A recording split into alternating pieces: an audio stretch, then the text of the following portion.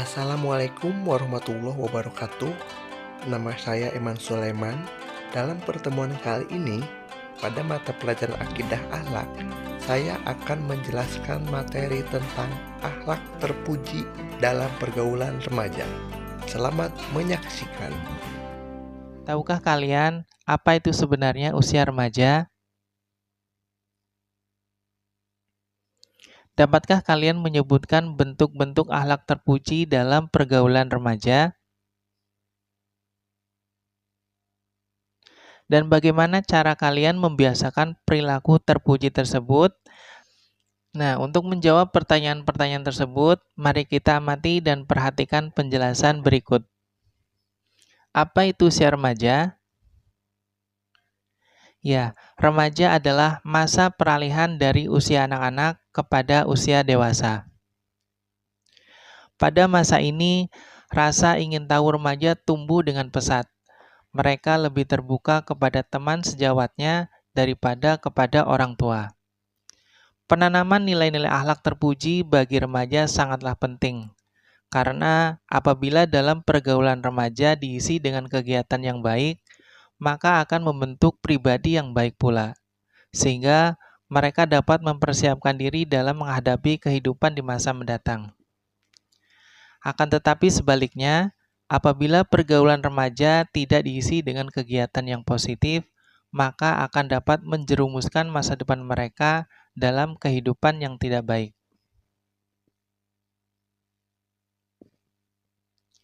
Lantas, apa saja bentuk-bentuk akhlak terpuji dalam pergaulan remaja tersebut?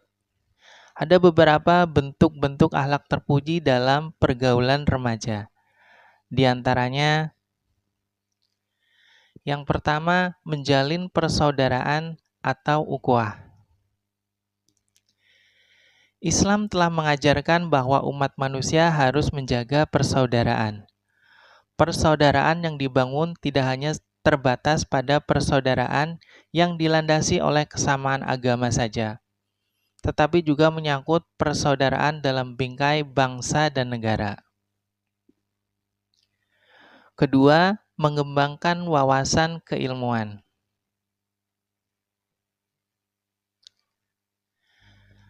Di antara bentuk pengembangan wawasan keilmuan bagi remaja adalah giat dan disiplin dalam belajar, baik secara individu maupun dalam kelompok belajar.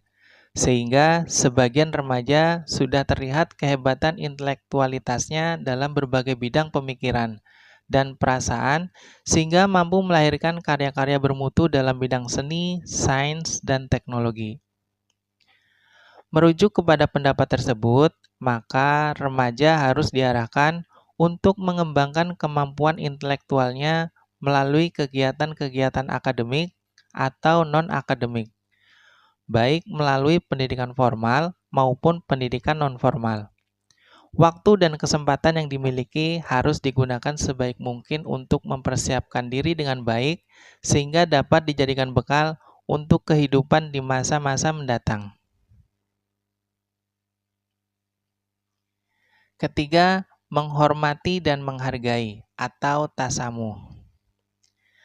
Tasamuh atau toleransi adalah rasa tenggang rasa atau sikap menghargai dan menghormati terhadap sesama, baik terhadap sesama muslim maupun dengan non-muslim.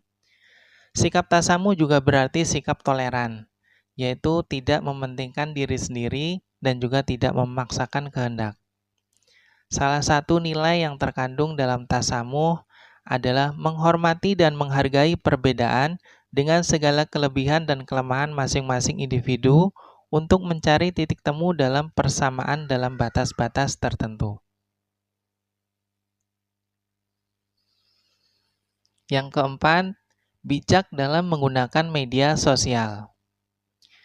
Media sosial merupakan media untuk bersosialisasi satu sama lain yang dilakukan dengan online yang memungkinkan manusia saling berinteraksi tanpa dibatasi ruang dan waktu. Pemanfaatan media sosial yang tepat akan sangat berguna bagi perkembangan peradaban bangsa.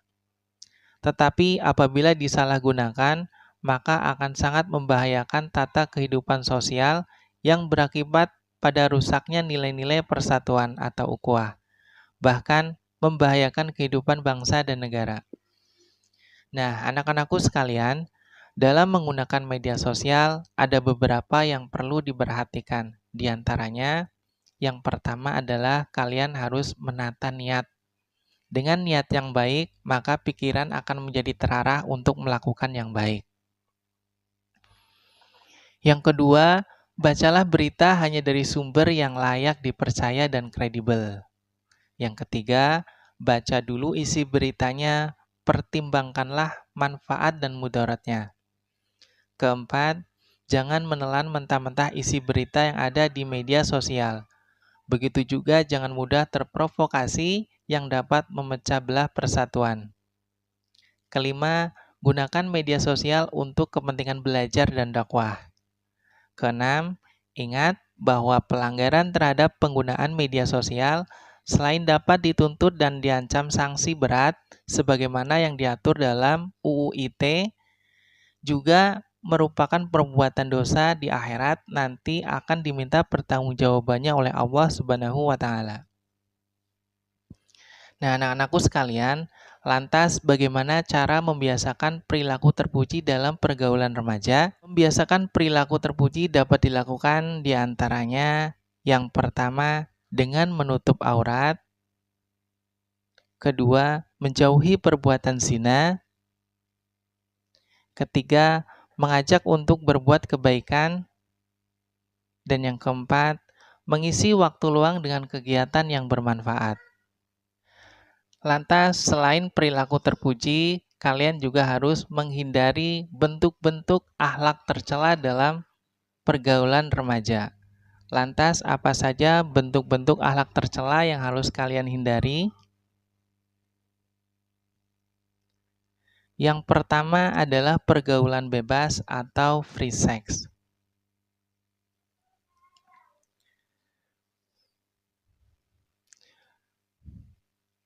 Hubungan seksual sebelum atau di luar nikah tidak dapat dibenarkan. Pergaulan bebas atau free sex memicu munculnya pelanggaran-pelanggaran yang baru, misalnya aborsi dan pembunuhan bayi-bayi yang lahir dari hubungan seks di luar nikah tersebut.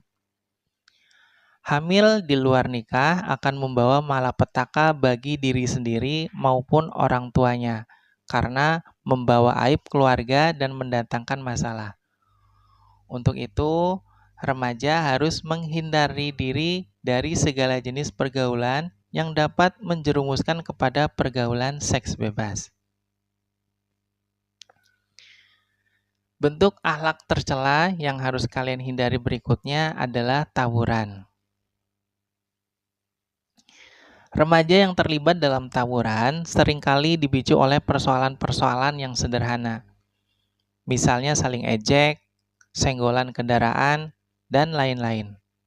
Yang lebih memprihatinkan adalah adanya beberapa remaja yang terlibat tawuran tetapi tidak mengetahui penyebabnya, hanya ikut-ikutan dengan dalih solidaritas yang keliru. Untuk itu, remaja harus jeli dan hati-hati apabila menghadapi permasalahan seperti ini. Bentuk akhlak tercela yang harus dihindari berikutnya adalah mengkonsumsi minuman keras. Tahukah kalian, di dalam alkohol ada racun yang disebut protoplasmik, yaitu racun yang mempunyai efek depresan pada sistem saraf, sehingga orang yang mengkonsumsi minuman alkohol secara berlebihan akan kehilangan kemampuan untuk mengendalikan diri, baik secara fisik, psikologis, maupun sosial. Hal inilah yang menyebabkan seorang pemabuk sering melakukan keonaran atau keributan, bahkan perkelahian hingga pembunuhan. Oleh karena itu, pemabuk atau pecandu alkohol maupun pengedar minuman keras dianggap melanggar norma-norma sosial dalam masyarakat. Dan yang terakhir, bentuk akhlak tercela yang harus kalian hindari adalah penyalahgunaan narkoba. Narkoba merupakan singkatan dari narkotika, psikotropika, dan bahan adiktif lainnya. Dampak yang ditimbulkan dari mengonsumsi narkoba sungguh sangat membahayakan. Pada awalnya narkotika digunakan untuk keperluan medis, namun dalam perkembangannya sering disalahgunakan bukan untuk kepentingan medis. Di dunia medis, narkotika digunakan untuk keperluan operasi medis karena dapat memberikan rasa nyaman dan menghilangkan rasa sakit untuk sementara waktu. Namun, apabila digunakan tanpa pengawasan dokter, maka akan sangat membahayakan karena akan berpengaruh kepada sistem kerja otak dan dapat menimbulkan ketergantungan. Nah, sekian. Syukron kasiron. Semoga bermanfaat. Wassalamualaikum warahmatullahi wabarakatuh.